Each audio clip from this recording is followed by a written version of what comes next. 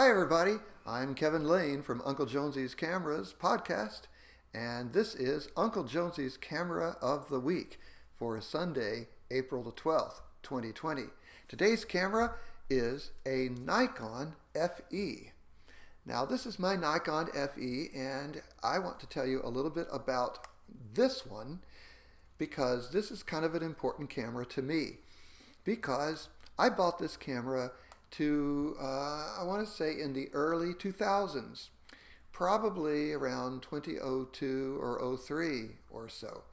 And I bought it because I was replacing my Minolta cameras at the time and was really wanting to get into a Nikon SLR system. So I got this one, and shortly after that, things kind of changed and went over to digital. I couldn't get my favorite film anymore, and it was getting hard to get it processed. And so I ended up getting a digital camera, and this Nikon FE went into the closet.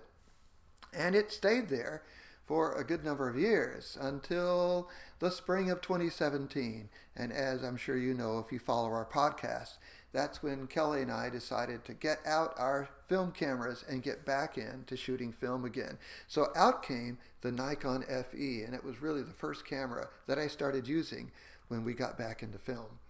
Now, let me tell you something about the camera in general. The Nikon FE is a battery-powered electric shutter SLR, aperture priority, and manual exposure camera, or manual setting camera. It was introduced in 1978, and it was made until 1983 when it was replaced by the FE2. The FE2 added some features like a couple of extra stops on the shutter, which means a faster shutter speed, a couple of faster shutter speeds, and some other things that were on it too. I don't remember right off because I don't have one of those. So the FE2 is probably more sought after today because of those extra features. But let me tell you something.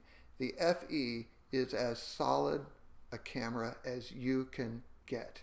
If you are looking to get into the Nikon system, if you're looking and you happen to find one of these somewhere, or there's a relative that wants you to use theirs, or however you can get your hands on one, this is a camera to be used and cherished. It's really, in my view, if you're going to go with one camera body, I don't know who does that anymore, but if you're going to go with one, this is the one camera you could live with for the rest of your life. And I'll tell you why. First of all, it feels good in your hands. It's a small body camera. I won't say it's the most comfortable camera that I've ever used because it's kind of got these sharp little, not sharp, but these little edges, and the sides are not totally rounded.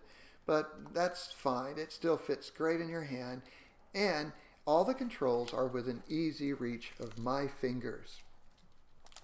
Now, Nikon, as you know, I use Minolta cameras a lot. Nikon does things backwards as far as the way the aperture numbers line up on the lens ring.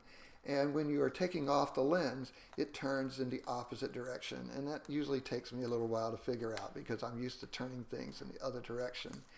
But that's not a big problem for me. Let me tell you why this camera is one that you'll be interested in.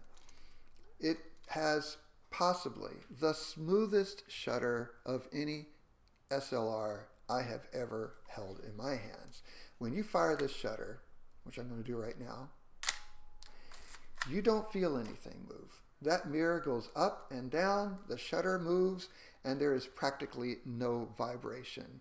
So, when people talk about sharpness as being something that is delivered by your lens, let me tell you something. The camera on this, the shutter system and the lack of vibration will definitely give you sharper pictures because of that. It's just so smooth. All right. So the other thing that I particularly care for in this camera is that it has possibly, I'm pretty sure in fact, the most accurate meter of any SLR I own. In fact, if I want to go and check the accuracy of other cameras, if I come across one and I want to say, okay, let's just see if this thing is correct or not, I always use the Nikon FE as my benchmark because I have tested it and it always comes in right at where it should be when I'm testing meters. Sunny 16, check it out against Sunny 16. It does a great job of metering in shadows and other light conditions. If you are going to want a camera that you want to put on automatic setting, this camera will deliver for you with its meter. If you want to just go out and trust the meter, this is the one to get, I really think. All right, so what's something else that I really like about it? Well, I wish I could show you a view through the viewfinder, but the viewfinder on this camera has something that I really appreciate, and that is a match needle metering system, which means that there's a little needle on the side of the viewfinder that can go up or down, and on the side there's a scale of shutter speeds. It's, like I said, an aperture priority. So you set the aperture on the auto mode, and it selects the shutter speed. And the needle shows you what it's selected. And it also shows you what you've selected as well. So it has another meter that shows, another needle that shows you that. So it's, like I said, match needle, where you match your selection to the needle in there. And I find the needle to be easier to read than a series of LED lights. And the only time that's not true is if you're shooting in low light situations, because unless you've got some light coming through the lens, you don't have anything to illuminate the scale of, the numbers of the shutter speed on the side.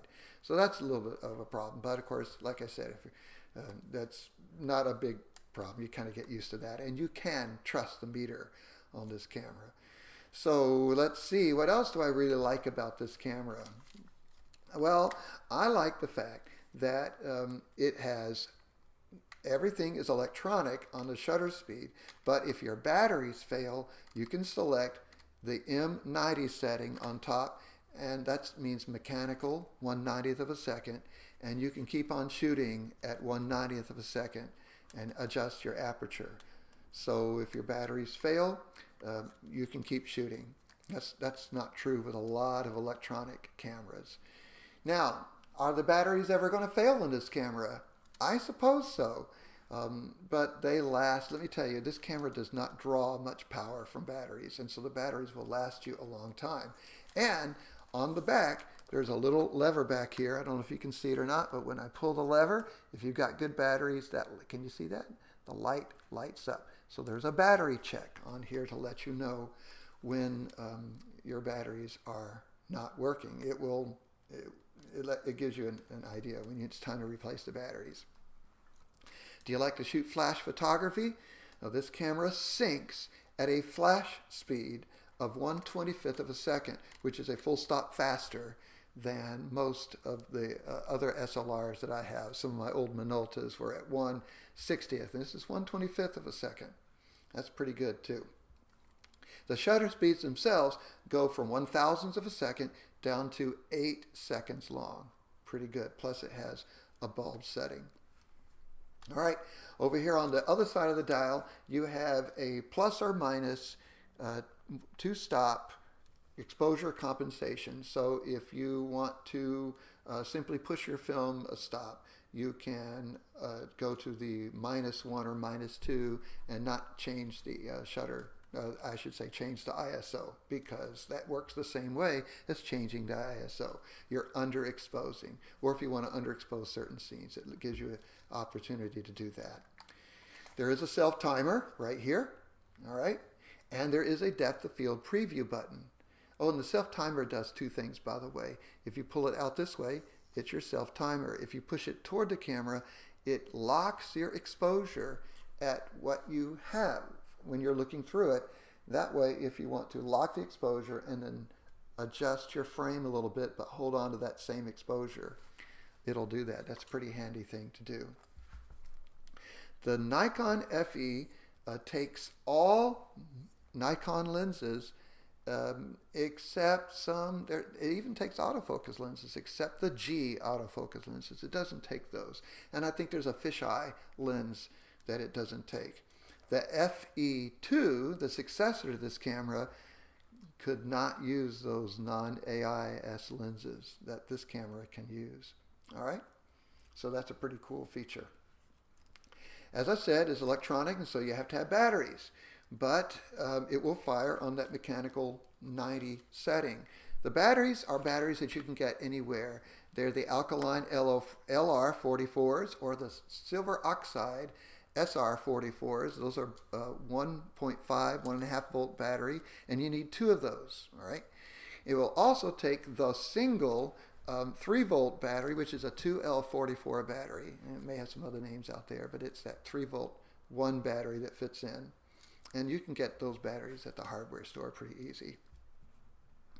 So if I'm going to pick a Nikon camera that I think is the best one to get if you're looking to get into Nikon, I'm going to go with the Nikon FE. There's a lot of them out there. It's not overly expensive. You're always going to pay more for the lenses. That's just the way Nikon lenses go. But you're getting that Nikon quality, right? I mean, let's face it, that's one of the reasons, if not the main reason, people go Nikon. The cameras are reliable for sure, but the lenses are truly outstanding. And there is a wide range of them out there, all right? So our Uncle Jonesy's camera of the week, the Nikon FE, a solid camera. I need to shoot this camera more, and I'm sure that's going to happen this year. Okay, folks, don't forget we do have a podcast. It's called the Uncle Jonesy's Cameras Podcast. You can find it on any of your podcast services. We have a Facebook page and an Instagram account, and they're both at UJC Podcast. We also have a blog, and it's unclejonesyscameras.blogspot.com. And we spell Jones, when we put it like that, we spell it Jonesys. We take out the apostrophe. Okay, so thanks for tuning in. We'll be back next week with another episode, another YouTube video for another Uncle Jonesy's Camera of the Week. Until then, happy shooting.